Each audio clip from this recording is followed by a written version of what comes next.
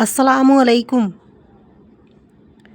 کیا ہوا جب ہمارے پیارے نبی محمد الرسول اللہ صلی اللہ علیہ وسلم دائی حلیمہ کی گود میں آئے؟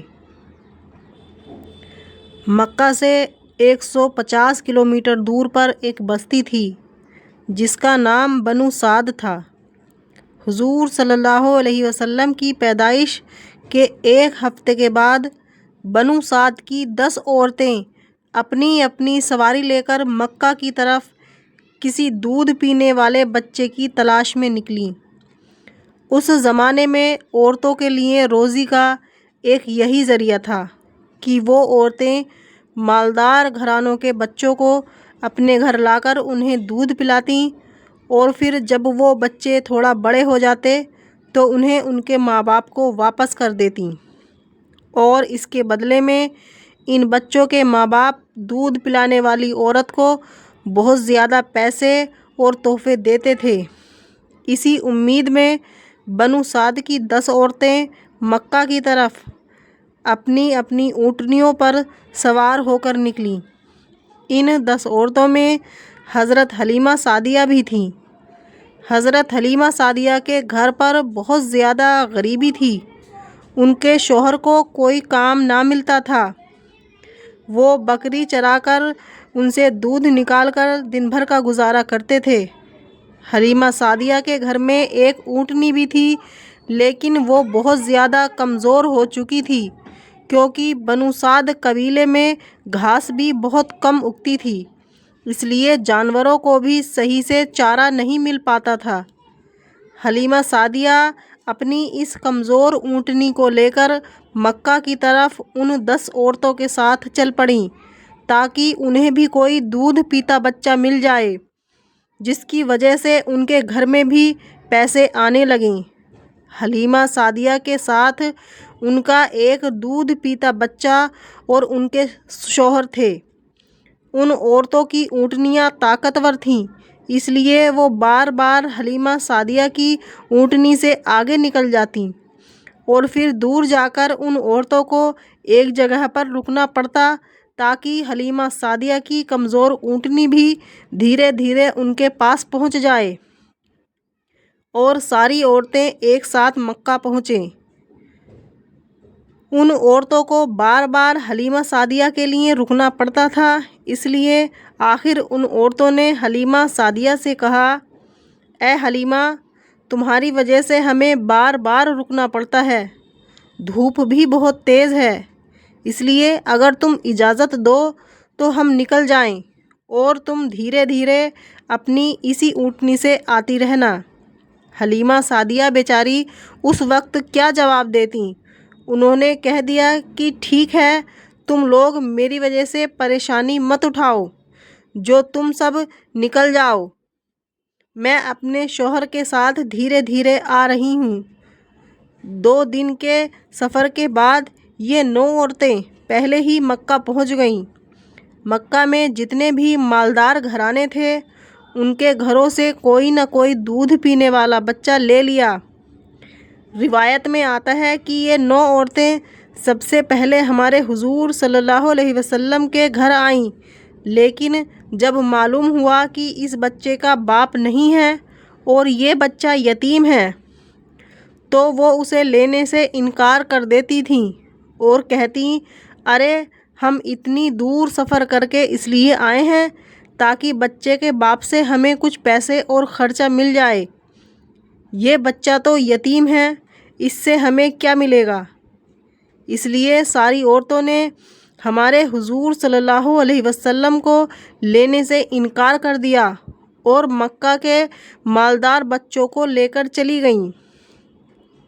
جب سبھی عورتوں نے حضور صلی اللہ علیہ وسلم کو لینے سے انکار کر دیا تو یہ بات حضرت آمنہ کے دل کو لگی اور وہ اکیلی گھر میں بیٹھی اپنے اس چھوٹے سے بچے کو دیکھ کر رونے لگیں اور دل ہی دل میں سوچنے لگیں کہ اے کاش آج میرے معصوم بچے کے باپ زندہ ہوتے تو میرے بچے کو بھی کوئی عورت اپنے گھر لے جاتی۔ اگر میرے بچے کے باپ زندہ ہوتے تو وہ میرے بچے کو گود میں لے کر بازاروں میں گھومتے اور اسے اچھے اچھے کھلونے دلاتے۔ حضرت آمنہ کی آنسو دیکھ کر اسے وقت اللہ تعالیٰ کو آمنہ سے کہہ رہے تھے کہ اے آمنہ، تم پریشان کیوں ہوتی ہو؟ اس بچے کے باپ نے اسے کھلونے لے کر نہیں دیے تو کیا ہوا؟ اس بچے کی تو ایسی شان ہوگی کہ میں آسمان کے چاند کو اس بچے کے لیے کھلونا بنا دوں گا اور وہ انگلیوں کے اشاروں سے چاند کے 2 ٹکڑے کر دے گا۔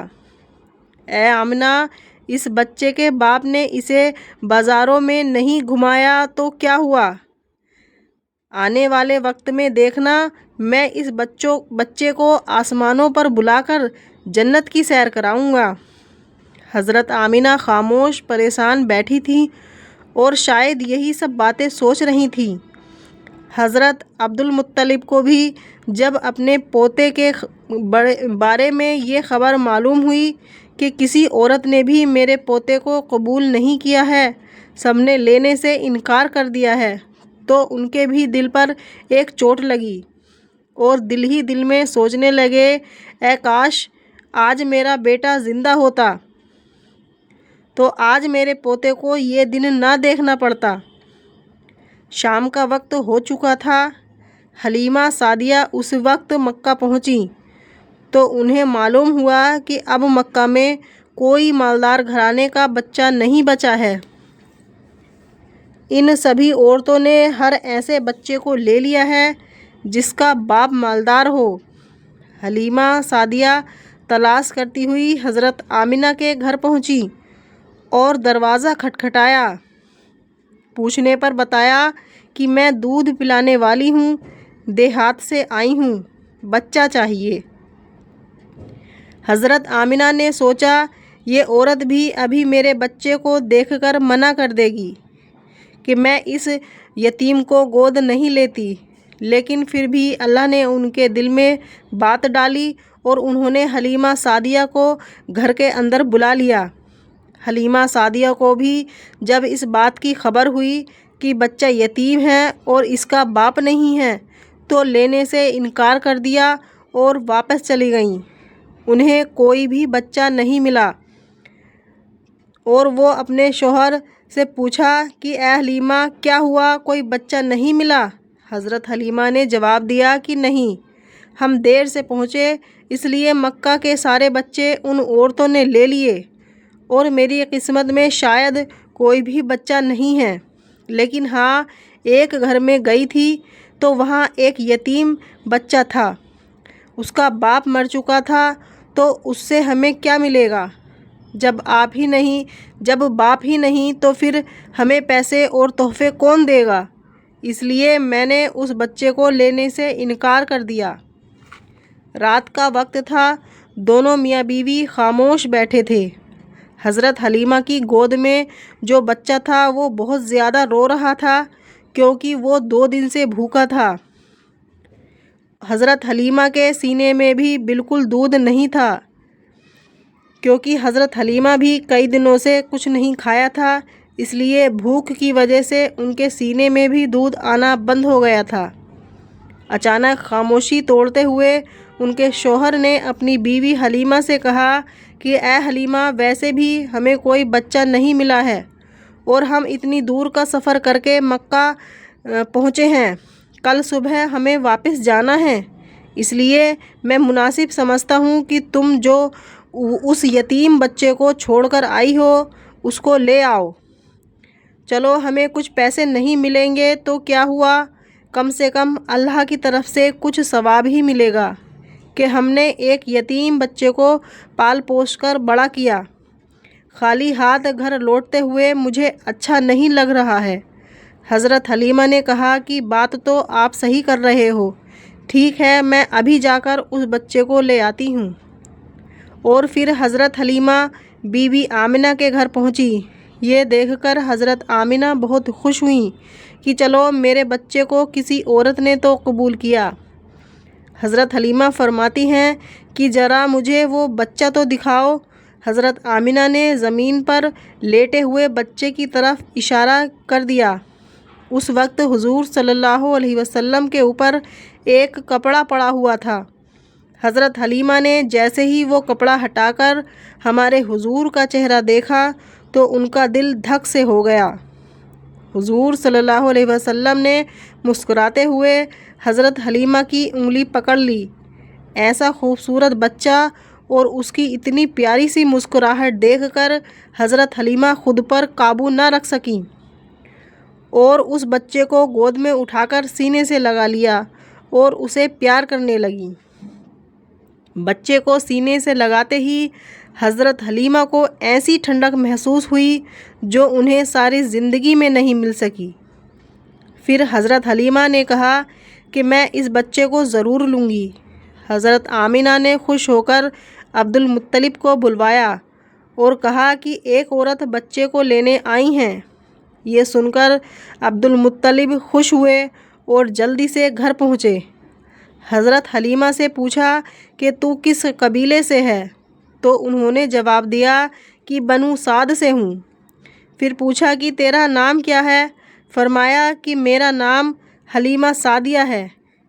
یہ سن کر حضرت مطلب خوش ہوئے اور کہا کہ واہ بھائی واہ۔